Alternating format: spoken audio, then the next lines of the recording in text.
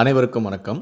சற்று முன்பு தமிழக அரசு இன்று வெளியிட்டுள்ள 6 முக்கியமான அறிவிப்புகள் என்னென்ன என்பதை பற்றி தான் நம்ம இந்த வீடியோவில் பார்க்க போகிறோம். ஸோ முடிந்த அளவுக்கு இந்த வீடியோவை ஸ்கிப் பண்ணாமல் முழுமையாக பாருங்கள். இந்த வீடியோக்குள்ளே போகிறதுக்கு முன்னாடி இந்த வீடியோக்கு ஒரு லைக் பட்டனை ப்ரெஸ் பண்ணிடுங்க.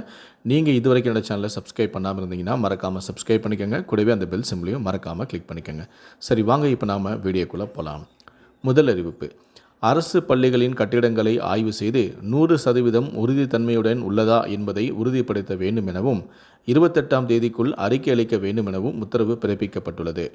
மேலும் பராமரிப்பு பணிகள் தேவைப்பட்டால் பொதுப்பணித்துறையோ அல்லது தொடர்புடைய ஊராட்சி அமைப்பின் ஒத்துழைப்புடன் சீரமைக்க உரிய நடவடிக்கைகள் எடுக்கப்பட வேண்டும் என தமிழக அரசால் அறிவுறுத்தப்பட்டுள்ளது.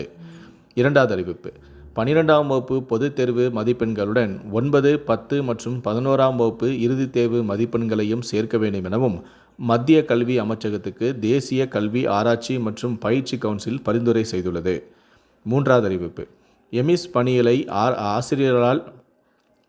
பணியினை ஆசிரியர் அல்லாத பணியாளர்களை கொண்டு மட்டுமே முடிக்க வேண்டும் எனவும் ஆசிரியர்களை இனி இந்த பணிக்கு பயன்படுத்தக்கூடாது எனவும் பள்ளிக்கல்வித்துறை தெரிவித்துள்ளது.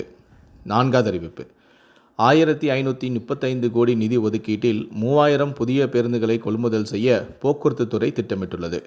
ஐந்தாவது அறிவிப்பு: மழை பாதிப்பு பராமரிப்பு பணி என 25 நாட்களாக நிறுத்தப்பட்ட மேட்டுப்பாளையம் குன்னூர் இடையே மலை ரயிலானது வரும் 31ஆம் தேதி வரை மீண்டும் ரத்து செய்யப்பட்டுள்ளது. கடைசியாக, மேற்கு திசை காற்றின் வேக மாறுபாடு காரணமாக தமிழகத்தில் வரும் 31ஆம் தேதி வரை மிதமான மழைக்கு வாய்ப்பிருப்பதாக வானிலை ஆய்வு மையம் தகவல் தெரிவித்துள்ளது. இந்த 6 அறிவிப்புகளை பற்றிய உங்களுடைய கருத்துக்களை கீழே இருக்கக்கூடிய கமெண்ட் செக்ஷனில் மறக்காமல் சொல்லுங்கள். நன்றி, வணக்கம்.